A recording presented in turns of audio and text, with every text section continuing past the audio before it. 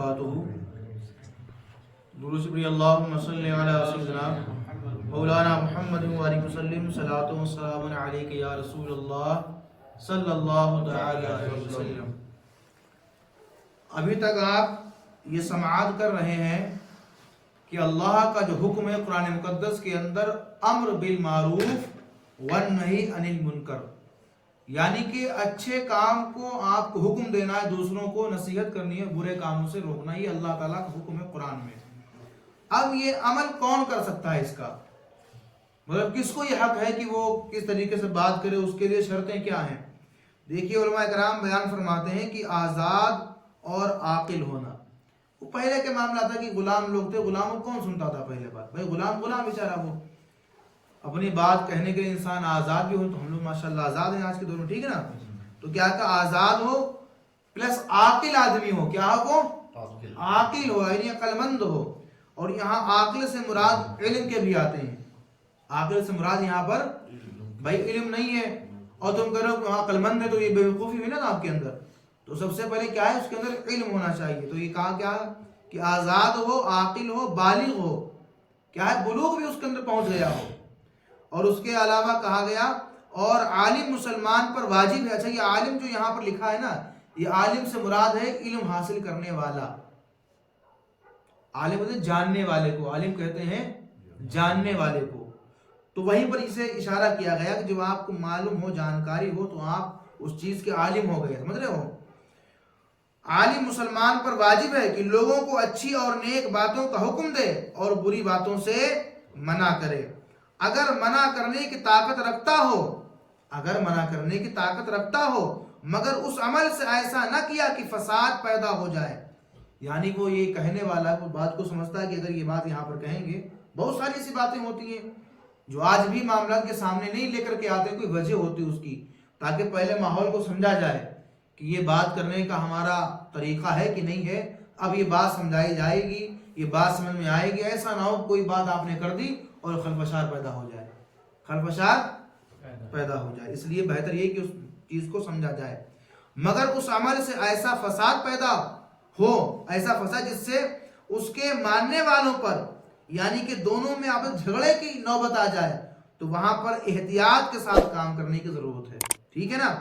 आगे इरशाद फरमाया है इन्होंने कि ये अहकाम पहुंचाने के बारे में बादशाह जालिम, यानी जो अहकाम पहुंचाने वाले हो, आप देखें कोई बादशाह जालिम या काजी या रियाया के कोई भी मामलात ऐसे ना हो जिससे उस मुफ्ती के अंदर, आलिम के अंदर पाबंदी लग जाए, तो बेहतर यही है कि अपने उस काम को अंजाम दिया जाए जिसमें काम भी हो जाए और इज्जत भी आपकी सलामत रहे, काम भी हो जाए और आपकी इज्जत भी। दोनों मतलब बेहतरीन तरीके आपको बैलेंस लेके चलना है, तब वो काम कर पाओगे। मैंने कल भी ये बात का इशारा किया था और आज तो ये बात वाज़ेह हो गई बिल्कुल। अब देखिए मिसाल के तौर पर किसी के अंदर कोई ऐब नहीं है, और छोटे मोटे ऐब तो किसी के अंदर होते हैं मेरे भाई। दुनिया के अंदर कोई भी 100% दुरुस्त है ही नहीं, 100% किसी के अंदर 100 का 100% है ही नहीं, कुछ ना कुछ कहीं ना कहीं है जरूर। क्यों? क्योंकि वो इंसान है। सिर्फ दो ही लोग ऐसे हैं, एक फरिश्ता और दूसरे नबी की जमात, एक फरिश्ते की जमात, दूसरा, ये दो ऐसी जमातें हैं जिनको मासूम कहा जाता है। क्या कहा जाता है? आमतौर से इंसान बच्चे को मासूम बोल देता है, न्यूज वगैरह सुनते होंगे जैसे फिलिस्तीन के मासूम मुसलमानों को मारा गया वगैरह वगैरह। तो लफ्ज मासूम है ना, जो थोड़ा इसको देखभाल के हमें इस्तेमाल करना है। लफ्ज मासूम हम इस्तेमाल करेंगे सिर्फ और सिर्फ नबियों के लिए खास है और फरिश्तों के लिए खास है। बाज दफा इंसान बच्चों को मासूम बोल देता है। याद रखो बच्चा अभी छोटा है, वो गुनाह नहीं कर पा रहा है, लेकिन उसके अंदर गुनाह का नफ्स तो पैदा है। कल को जब बड़ा होगा तब तो गुनाह करेगा, तो उसके अंदर गुनाह का नफ्स तो मौजूद है। मगर फरिश्ते और अल्लाह के मुकद्दस नबी जो होते हैं, जो नबियों की जमात होती है, अल्लाह उनके अंदर गुनाह का नफ्स पैदा ही नहीं करता है, गुनाह का नफ्स उनके अंदर पैदा ही नहीं करता है। तो अब देखिए इसके बारे में क्या ही खूब कहा गया है, किसी के पोशीदा ऐब को जाहिर करना मना है। कोई ऐब है छुपा हुआ है اور آپ جان گئے ہو. اچھا یہ بات میں تھوڑی واضح کر دوں, آج کل دوستی بھی اسی مسلک پر ٹکی ہوتی ہے. یہ دوست رہا, راز کی بات بتا دی, اب دوست نے جو راز کی بات سنی وہ اس کے اندر راز نہیں رہی بلکہ اس نے کسی اور کے پاس بک دیا اس کو. حالانکہ دوستی کا مطلب آپ سمجھو رازدار ہونا چاہیے. اور اگر کوئی خلاف شرع کام ہے, خلاف شرع کام ہے, اگر پھر بھی اس کو ایسے دائرے میں لو کہ وہ کہیں پھیلے بھی نہ اور ہلکے سے اندر ہی اندر وہ ایسے معاملات ٹھیک ہو جائیں کہ ہمارا دوست سچی توبہ بھی کر لے, اس کا نام دوستی ہے.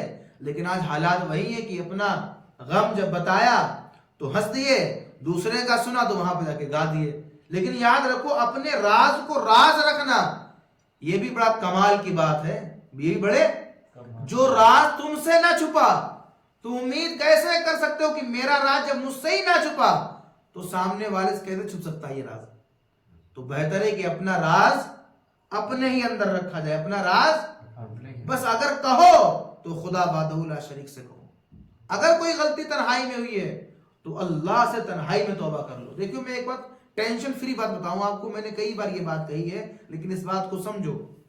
کوئی بندہ گناہ کر رہا ہے, کوئی بندہ کوئی گناہ کر رہا ہے. اب وہ گناہ جب کر رہا ہے تو وہ گناہ صرف وہ بندہ جانتا ہے اور اس کا رب جانتا ہے. اس نے وہ گناہ کسی کے ساتھ شیئر نہیں کیا, وہ گناہ کسی کے ساتھ اپنا بتلایا نہیں, شیئر نہیں کیا گناہ کسی کے ساتھ. وہ راز اس بندے کے درمیان اللہ کے درمیان ہے. جب یہ بندہ گناہ کرنے والا, جب یہ بندہ تنہائی میں اللہ تعالیٰ سے معافی مانگ لے گا اللہ اسے تنہائی میں معاف فرما دے گا. یعنی چادر باندھ رہی اور چادر میں فنش ہو گئی, پردے میں معاملہ رہا, پردے میں معاملہ.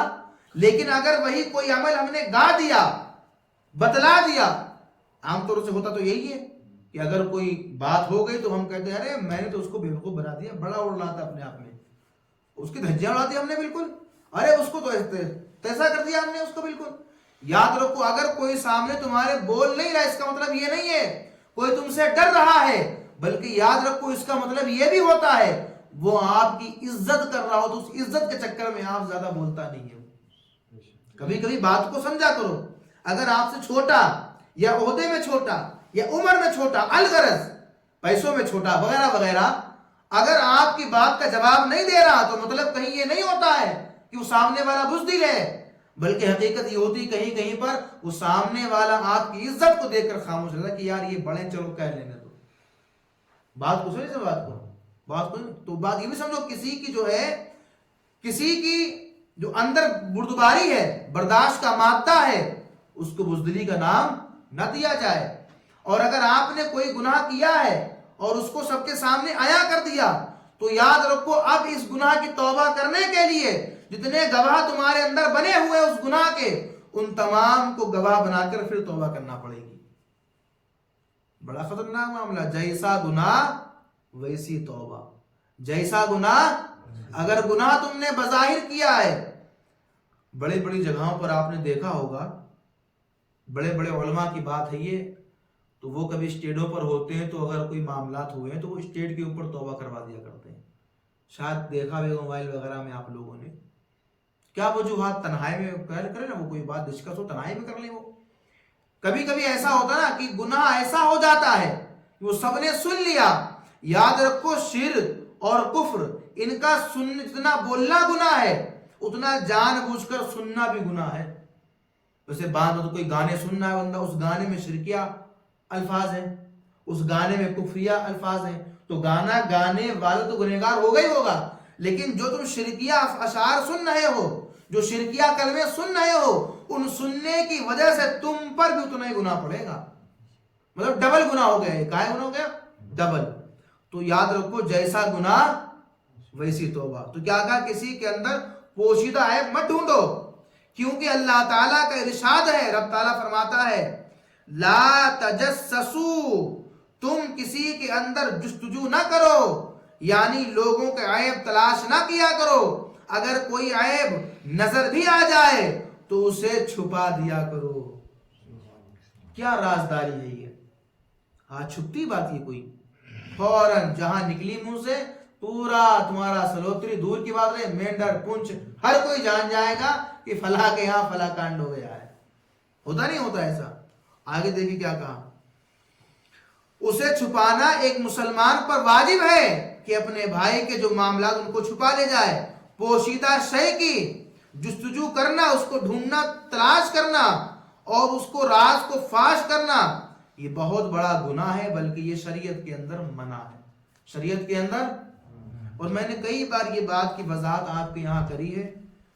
اب جہاں تک میں اپنا کام کروں گا، آپ مانو یا نہ مانو وہ آپ کی مرضی ہے، میں تو اپنا کام یہی کہ پیغام آپ تک پہنچاؤں.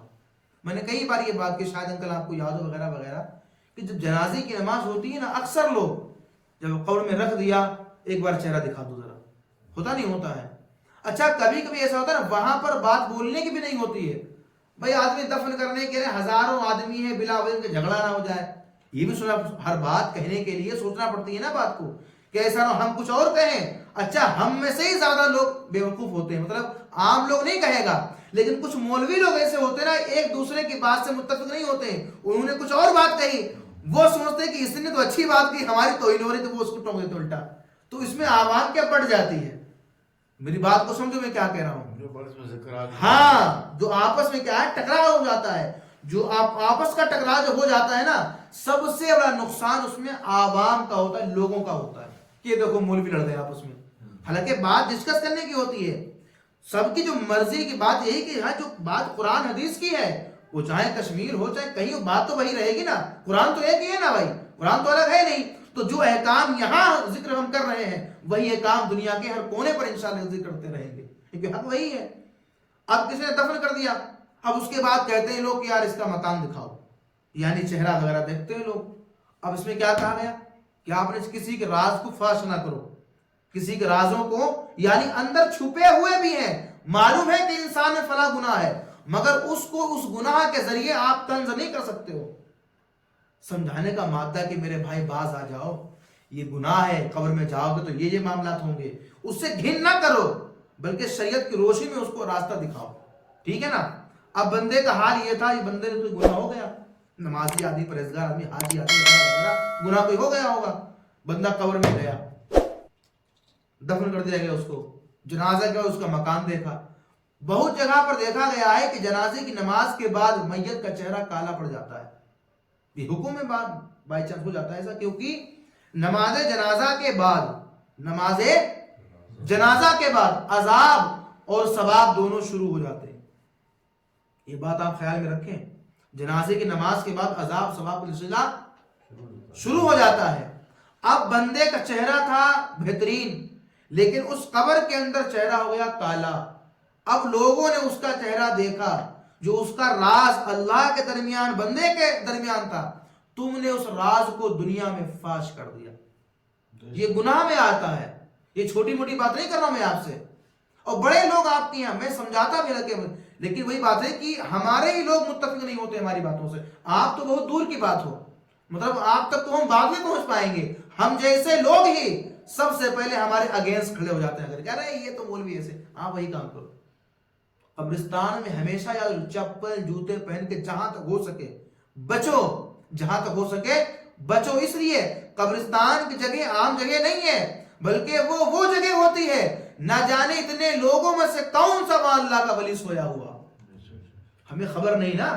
بھائی آپ قبرستان بنا ہوا ہے، کب سے بنا ہے کیا معلوم آپ کو نہیں پتا ہے نا. آپ نے دیکھا یہ قبرستان ہے، کب سے ہوگا کوئی پتا ہے؟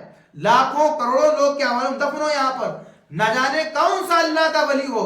آپ وہاں پیروں پہ چپل نہ تو جاڑ بنداز. یاد رکھو، بادب با نصیب، بے ادب بد نصیب. یہ حکم سب کے لیے ہے، ایسا نہیں ہے کہ مولوی کے لیے الگ ہو اور پیر صاحب کے لیے الگ ہو، ان کے لیے الگ ہو. یہ ایسا کچھ نہیں ہے، یہ دھندا اسپیشل والا کسی کے لیے نہیں ہے. دین سب کے لیے برابر ہے. دین ہاں یہ نہیں کہ وہ ہیں تو ان کے لیے ٹھیک ہو گیا اور مولوی صاحب تو ان کو ٹوک ہٹا دیا. دین سب کے لیے برابر ہے، کوئی کسی پر فوقیت حاصل نہیں رکھتا ہے سوائے ان کے جو اللہ کے مقدس کلام کو سیکھے ہوئے ہوتے ہیں. ٹھیک ہے، مراتب بلند والا ہوتے ہیں، لیکن یاد رکھو قرآن و حدیث کی روشنی میں جو کام ہوں گے نا، اسی کام کو آپ فالو کریں، انشاءاللہ نئی تازگی پیدا ہوگی آپ کے اندر. بر اللہ تعالی ہم سب کو قرآن کے ہر ایک عمل پر اللہ تعالی ہم سب کو عمل کرنے کی توفیق عطا فرمائے. مولا کریم اس مبارک مہینے کی برکت سے مولا فلسطین کے مسلمانوں پر رحم فرما, غزہ کے مسلمانوں پر رحم فرما, اور ہمارے ہندوستان کے تمام علماء پہ یا اللہ تو اپنا فضل و کرم عنایت فرما. السلام علیکم ورحمۃ اللہ.